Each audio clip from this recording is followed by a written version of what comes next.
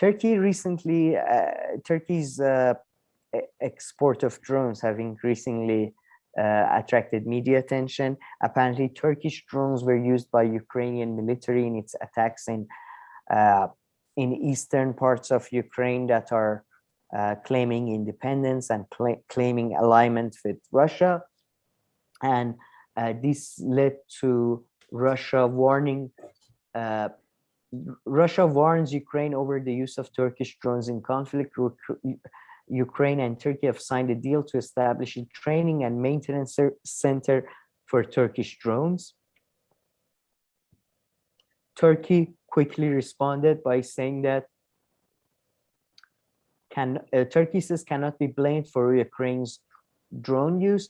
Turkey is not responsible for Ukraine's use of Ankara-made drone in its conflict with pro-Moscow rebels, Foreign Minister Mevlut Cavusoglu said in comments published on Sunday. So it seems like, again, it seems as US is encroaching and retreating from Middle East and Europe and Eastern Europe, all these regional players, old rivalries like the Ottoman Russia or Turkey-Russia rivalry is heating up both in the sort of European sort of theater and both in the Caucasus theater.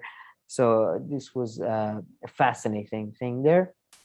Also, you had reports that Ethiopia and Turkey pact fuels a speculation about drone use in Tigray war. Reports say that Ethiopia wants to buy a Turkish drone after military cooperation agreed with Ankara. What's the name of the Abiy Ahmed, Ethiopian Prime Minister, signed a military cooperation agreement on a visit to Ankara in August with Turkey's President Recep Tayyip Erdogan. So it seems that following the Caucasus War and the Nagorno-Karabakh War and the successful use of, or at least the reporting of the successful use of Turkish drones, Turkey is really trying to export its military hardware abroad. Yeah, no, I saw two interesting things from the article that you had shared. I mean, one was that exactly Turkey apparently is a leader in these specific drones that they build. And yeah, that they've been used in the Azerbaijan conflict, apparently against the Kurds before. They've been sold to Ukraine and now Ethiopia. Yeah, the article was saying they're as good as like this version that the US makes, but of course they're 10 times cheaper. And the US is also hesitant to sell some of them, apparently. And then the other comment that Erdogan made is just such a cop-out, right? I don't know if someone else in Turkey, and you mentioned it, and they're like, "Oh, listen, we sold the drones to Ukraine. What the Ukraine does with them is no longer our problem." So, but I mean, okay, if we're gonna say that, yeah, but I mean, we turn around and tell the US, "Oh, don't arm the Saudis. They're killing the Yemenis and these." So, I mean, if we're gonna say that, then we need a bit of consistency. I do take Turkey's point a bit more, because they could be like, "Listen, we did it once or twice, we sold them, they did that." I mean, the US is much more systematic in their activity. But yeah, I mean, any country could turn around and say that. So I just sold the gun to this guy. That's not my problem. To be honest, though, that's unless you have a global government. No, there's some truth to it. There is some truth to it, but anyone could say that, and when others say it, we hold them. I think it's justified. We try to hold them accountable when others say that, though. Do we? We try. When was the last time? Well, we try. Who are we?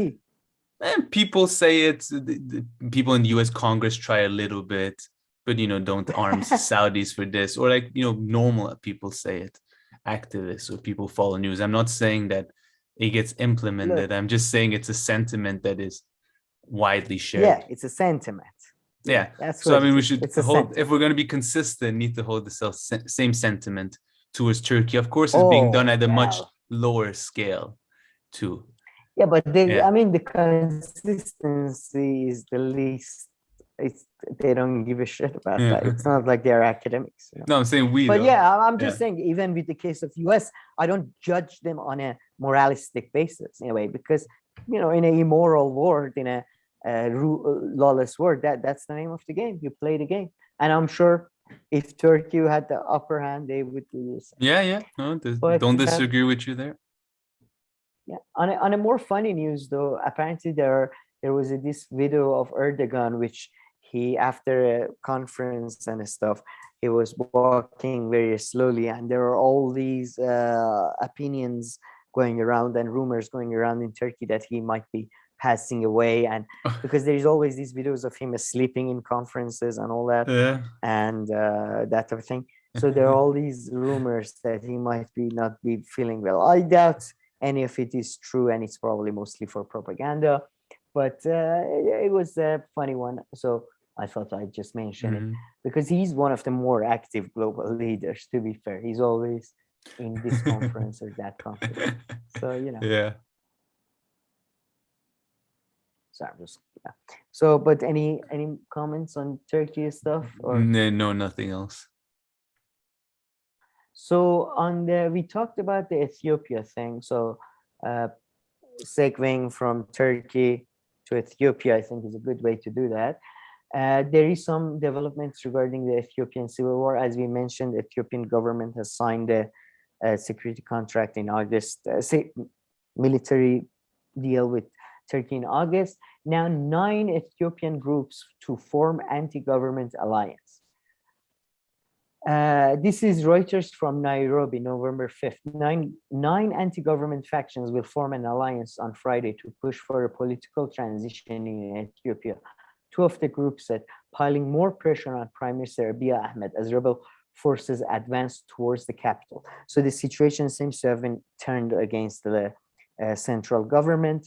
2 of them, the Oromo Liberation Army, and I like to point out Abiy Ahmed himself is from Oromo ethnic background, and the Agaw Democratic Movement confirmed to Reuters that an announcement on the alliance was genuine. It seems it's quite interesting. It seems that the US has also played a role in this deal. Let me just, sorry, my computers. No worries. You see, this is from AP. Ethiopian Tigray forces are joining with other armed and opposition groups in alliance against Abiy Ahmed. And oh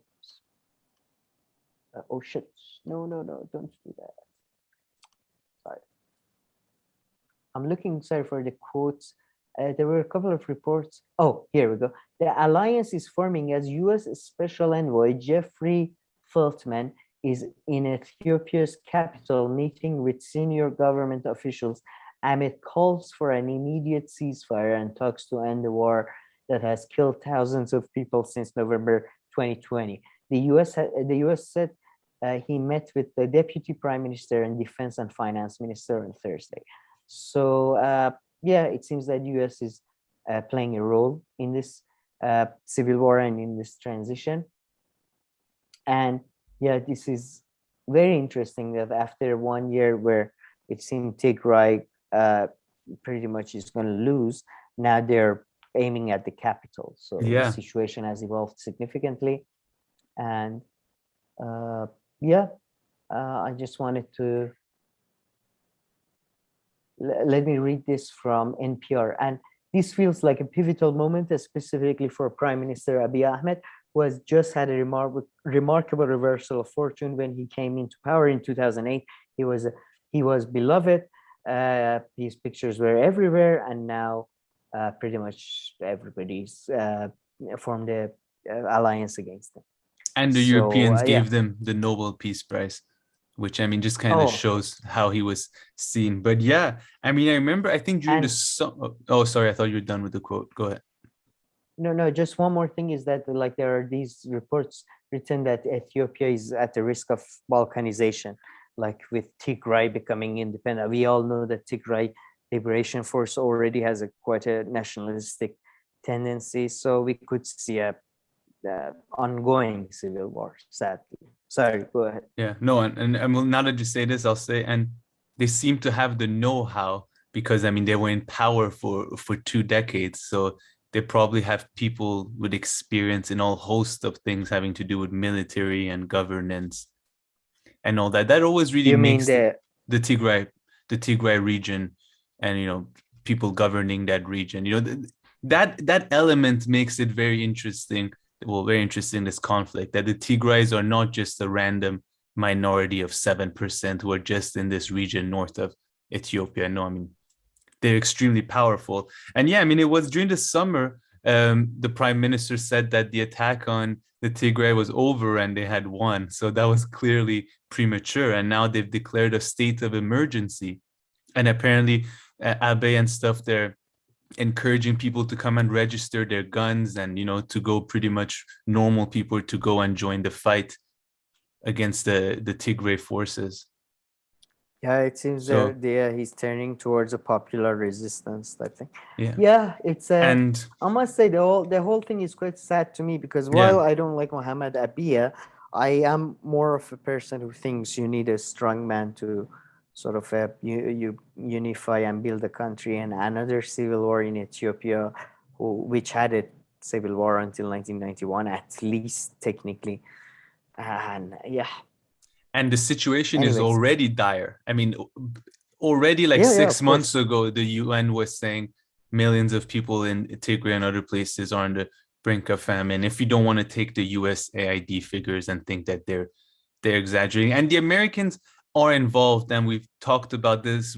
I don't think it's quite involved in the way as Ben Norton sometimes says, but the Gray Zone had a great article last week on TJ Coles, which was a bit more nuanced. But yeah, the position of the US, I mean, the US is definitely changing its position towards the federal government of Ethiopia, but exactly where they want to go and if they're ever going to be really involved in fueling this civil war even more, I think maybe we still have to wait and see. I don't know what you think of that. Yeah, I mean, to be honest, when we talk about US, we should realize we are not talking about a single entity with single goals. I'm sure there are different factions pushing for different groups. And yeah, I would be surprised if they're not involved, or if Russians are not involved, or if Turks are not involved, or if Iranians are, it's global politics. And you see regional, a wedge, you get into there. Yeah, and there's also a whole regional Egyptians. There's a whole regional African dimension that we haven't even discussed. They want to push, I think, some kind of peace between the two parties, but I don't think the prime minister is having any of it, or if even he is able to do that, and what their interests are, and if it's genuine.